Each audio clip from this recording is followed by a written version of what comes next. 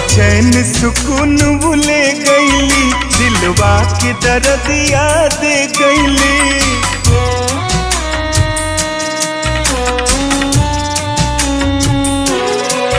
सब चैन सुकून भूले गईली, दिलवा के दर्द याद गईली।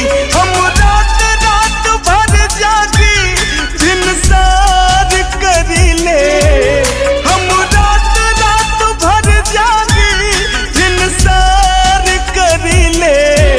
एगो पगली के अबले इंतजार करीले, ओही पगली के अबले इंतजार करीले।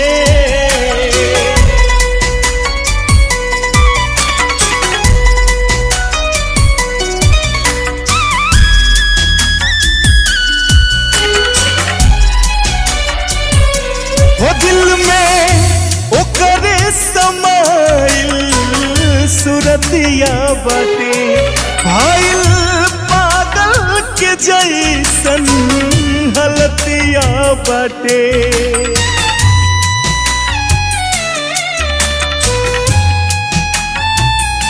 वो दिल में ओकरे समाइल सुरतिया बाटे, भाइल पागल के जैसन हलतिया बाटे।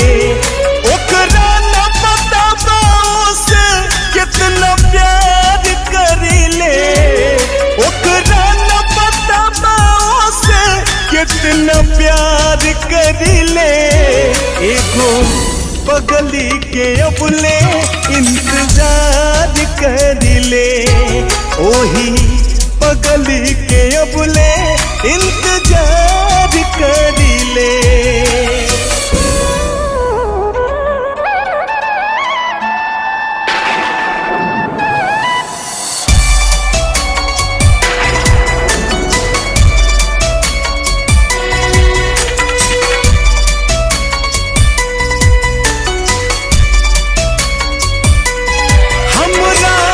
जान के जाके बता देता हो, कसहू बंधु विनोद तू मिला देता हो।